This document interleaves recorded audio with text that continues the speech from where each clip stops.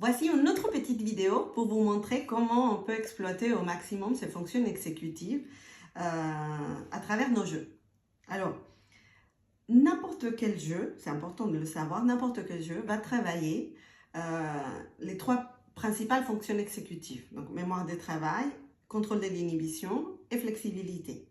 Par exemple, un jeu simple, des règles simples comme le Jenga, on va travailler la mémoire de travail. Il faut se souvenir qu'est-ce qu'il faut faire à chaque tour. Aussi l'inhibition, il faut attendre son tour. Et la flexibilité, il faut ne pas faire toujours le même geste, ne pas toujours prendre le même bloc de bois du même côté. Il faut être assez flexible pour aller chercher ailleurs et après revenir à la mémoire de travail. Je me souviens qu'est-ce qu'il faut faire, laisser mon tour passer et ainsi. Donc c'est assez naturel, c'est presque très naturel quand on joue un jeu qui n'est pas forcément éducatif. Donc déjà, il faut savoir ça. Peut-être qu'il faut tenir en compte à chaque fois qu'on s'implique dans un nouveau jeu, à quel moment dans ces jeux je vais solliciter la mémoire de travail ou à quel moment l'enfant tout seul, parce que c'est dans les règles du jeu, lui il va impliquer sa mémoire de travail, à quel moment c'est le tour de l'inhibition et à quel moment c'est le tour de la flexibilité. Une fois qu'on a ça bien en tête, bien clair par rapport au jeu qu'on met en place, on peut se permettre d'aller plus loin dans le jeu. Par exemple, un jeu pareil, simple comme le Jenga, on peut changer les règles et on peut aller plus loin. Et par exemple, aujourd'hui, avec Anna, bonjour, on va faire un Jenga un peu différent. Un Jenga avec deux consignes. D'abord, il va falloir prendre un petit papier comme ça, on va le lire et on va compléter la phrase. Une fois que j'ai complété la phrase, je vais prendre le bloc de bois dont je crois que c'est le bon et je le mets par-dessus. D'accord? Mais en plus, c'est un jeu, on ne va pas jouer toi contre moi. On va jouer toutes les deux contre le temps. À ton avis, combien de temps on va tenir avec la tour debout? Tu vas mettre jusqu'à combien? Je sais pas, à ton avis? 10 10? On peut tenir 10 minutes, tu penses? ou 5, je sais pas. Ou 5? Je crois que c'est le 10. 10? Je pense qu'on peut tenir 10. On se fait un 10 de défi? Oui. Oui? Donc, je mets le temps. Et là, avec ces nouvelles consignes, je vais solliciter beaucoup plus de mémoire de travail parce qu'il va falloir se souvenir des deux consignes, beaucoup plus de flexibilité parce qu'il va falloir qu'elle regarde aussi, moi, qu'est-ce que je vais faire pour que la tour ne tombe pas, et beaucoup plus d'inhibition parce qu'il va falloir attendre son tour pendant que l'autre fait deux gestes. Et il va falloir aussi inhiber le fait que quand c'est mon tour, il ne faut pas que je prenne le bloc de bois tout de suite. Il faut d'abord lire la phrase et la compléter. Et après, on peut mettre d'autres choses. Par exemple, moi j'ai mis un test psychologique, un test de personnalité, c'est les phrases incomplètes des Saxe.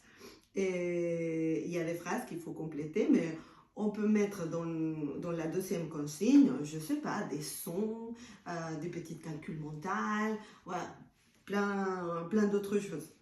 Donc, on ne va pas aller à 10 minutes. Et en plus, c'est un jeu qui nourrit le lien parce que c'est un jeu coopératif et il faut un peu de planification. Pourquoi? Parce qu'il faut qu'elle regarde le temps en même temps qu'on joue. Ça a avancé. Oui, ça a avancé. On va pas jouer 10 minutes. Mais si, on va jouer 10 minutes, mais eux, je vais leur montrer comment on fait 2-3 tours. D'accord? Et on va travailler en plus des trois principales fonctions exécutives, la mémoire de travail, le contrôle de l'inhibition et la flexibilité. Donc, on va travailler aussi un peu de planification, un peu beaucoup d'activation. Donc le fait de maintenir l'attention tout le long du jeu. Un peu de raisonnement, peut-être si je lui pose la question, par exemple, je lui ai posé la question tout à l'heure à ton avis, tu crois qu'on va durer combien de temps? Ça, bon, c'est des petites questions pour stimuler les raisonnements, la métacognition et ben, la solution des problèmes, parce que peut-être qu'au bout de 8 minutes, notre tour va commencer à s'effondrer. Donc Anna va devoir aussi trouver la façon dans laquelle il va falloir ne pas la faire tomber avant de 10 minutes. D'accord? Une question. Dis-moi. C'est pas une question, mais quand celui qui a fait tomber toute la tour, ben c'est lui qui remet les placards pour faire une autre partie. D'accord. Très bien. Allez, c'est qui commence? Ouais. Allez, prends ta phrase. Tu l'as dit? Ben oui. Et tu la complètes avec la première chose qui te vient à la tête. Si je n'ai pas ce que je veux.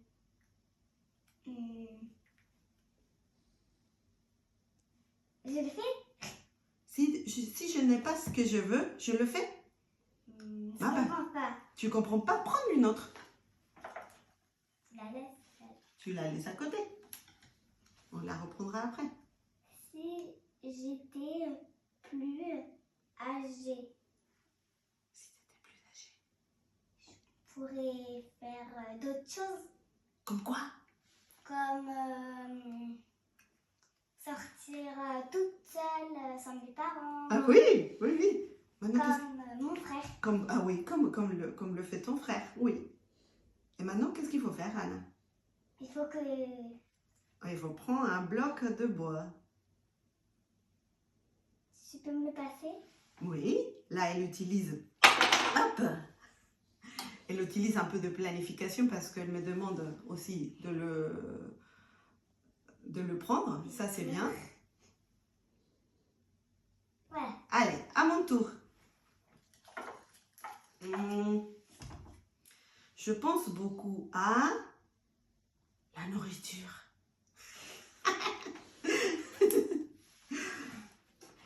Allez, je vais prendre un du milieu. Je l'aide aussi pour qu'elle pense à prendre du milieu parce que c'est plus stable si on prend des morceaux du milieu. Allez, voilà.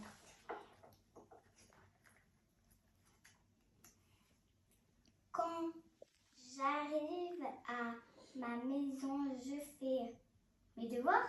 Oui. Allez. Voilà. Voilà.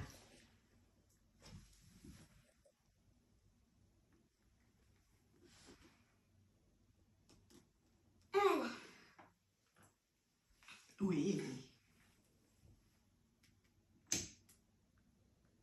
Très bien, Anna. On va faire une petite pause ici, on a 5 minutes, d'accord? Donc, pour vous montrer, qu'est-ce qu'on peut faire avec le Jenga? Mais il y a aussi, par exemple, des jeux éducatifs. Je vais terminer de jouer avec Anna, je vous rejoins dans Dans la prochaine la vidéo. prochaine vidéo. Oui, allez. Au revoir.